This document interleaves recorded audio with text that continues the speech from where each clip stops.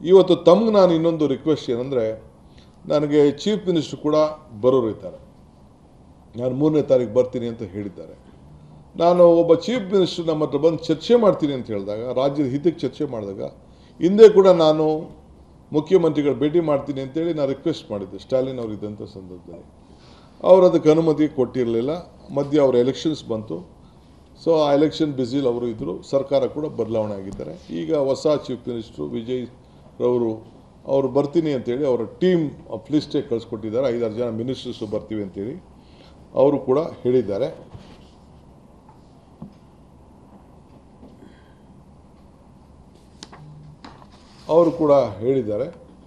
So ಅವರು ನಾವು ಫೋನಲ್ಲೂ ಕೂಡ ಈಗಾಗಲೇ ನಾನು ಹೇಳಿದ್ದೇನೆ, ಮಾತಾಡಿದ್ದೀನಿ ಅಂತ.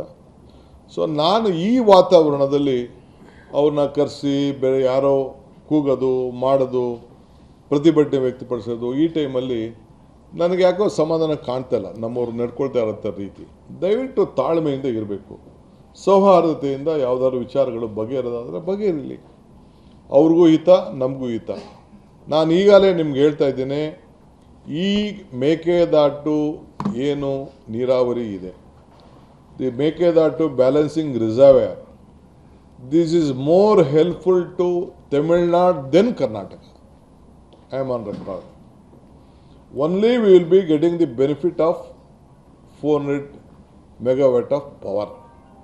We at any point of time, this water can't be utilized for any of the irrigation projects. ಯಾವ ಕಾರಣಕ್ಕೂ ಕೂಡ ಈ ಬ್ಯಾಲೆನ್ಸಿಂಗ್ ರಿಸರ್ವರ್ ಏನಿದೆ, ಈ 66 TMC ರಿಸರ್ವ್ ಇದೆ, ಯಾವ ಕಾರಣಕ್ಕೂ ನಮಗೆ ನೀರಿಗೆ ಉಪಯೋಗ ಮಾಡಲಿಕ್ಕೆ ನಮ್ಗೆ ಅವಕಾಶ ಇಲ್ಲ. ಇಂಥ ಡಿಸ್ಟ್ರೆಸ್ ಟೈಮಲ್ಲಿ ಏನು ಬಿಡುಗಡೆ ಮಾಡಬೇಕು ಅಂತೇಳಿ ನಮಗೆ ಪಾಲನೆ ಏನಿದೆ, ಆ ಪಾಲನೆ ನಾವು ಮಾಡಬೇಕಾಗಿದೆ. ಮೊನ್ನೆ ಬಂದಂಥ ಸುಪ್ರೀಂ ಕೋರ್ಟ್ ಜಡ್ಜ್ಮೆಂಟ್ ಏನಿದೆ, ಆ ಜಡ್ಜ್ಮೆಂಟಲ್ಲೂ ಕೂಡ ಅವ್ರಿಗೆ 177.25 TMCಯನ್ನು ನೀವು ಬಿಡಲೇಬೇಕು ಅಂತೇಳಿ ಅವ್ರಿಗೆ ನಿರ್ದಿಷ್ಟವಾದಂಥ ಆದೇಶವನ್ನು ನಮಗೂ ಕೊಟ್ಟಿದ್ದಾರೆ. ನೀವು ಪಾಲನೆ ಮಾಡಲೇಬೇಕು ಅಂತ. ಅದಾದ ಮೇಲೆ ನಮ್ಮ ಜಾಗದಲ್ಲಿ ನೀವು ಕಟ್ಕೊಳ್ಳೋಕ್ಕೆ ನಿಮಗೆ ಅವಕಾಶ ಇದೆ ಅನ್ನೋದು ಕೂಡ ಅವ್ರು ಹೇಳಿದ್ದಾರೆ. ಇದನ್ನು ಈಗಾಗಲೇ ಪಾರ್ಲಿಮೆಂಟಲ್ಲೂ ಕೂಡ ಕೆಲವು ಸಂಸತ್ ಸದಸ್ಯರುಗಳು ಪ್ರಶ್ನೆ ಹಾಕಿದಾಗ ಅದನ್ನೇ ಕೇಂದ್ರ ಸರ್ಕಾರ ಕೂಡ ಅವರು ವ್ಯಕ್ತಪಡಿಸಿದ್ದಾರೆ. ಈ ಮಧ್ಯದಲ್ಲಿ ಅವರು ರೆಸಲ್ಯೂಷನ್ ಕೂಡ ಅವ್ರು ಮಾಡಿದ್ದಾರೆ. ಅದು ಅವ್ರ ರಾಜಕಾರಣ. ಅವ್ರು ಕ್ವಶನ್ ಮಾಡೋಕ್ಕೆ ನಾನು ಹೋಗಿ ತಯಾರಿಲ್ಲ. ನಮ್ಮ ಡ್ಯೂಟಿನೂ ಅಲ್ಲ. ಅವ್ರ ರಾಜ್ಯ ಹಿತಕ್ಕೆ ಏನು ಬೇಕೋ ಅವರು ಮಾಡಿಕೊಳ್ಳಿ. ಆದರೆ ನಾವು ನಮ್ಮ ರಾಜ್ಯದ ಹಿತಕ್ಕೆ ನಾವು ಏನು ಬೇಕೋ ನಾವು ಮಾಡ್ಕೊಳ್ತೀವಿ. ಅದಕ್ಕೇನು ಬೇಕೋ ನಾವು ಕಾನೂನು ಚೌಕಟ್ಟಿನಲ್ಲಿ ಕೆಲವು ಅನೇಕ ವ್ಯಾಜ್ಯಗಳು, ವ್ಯವಹಾರಗಳು, ಅಪ್ಲಿಕೇಶನ್ಸ್ಗಳು ಇವೆಲ್ಲ ಕೂಡ ಇದೆ. ತಮಿಳುನಾಡು ಮೇಕೆದಾಟು ವಿಚಾರದಲ್ಲಿ ನಾವಾಗಲೇ ಅವ್ರಿಗೆ ಅಪ್ಲಿಕೇಶನ್ಗೆ ಮನ್ನಣೆ ಮಾಡಿದ್ದೀವಿ. ಕೆಲವು ಕ್ಲಾರಿಫಿಕೇಷನ್ ಕೇಳಿದ್ದಾರೆ.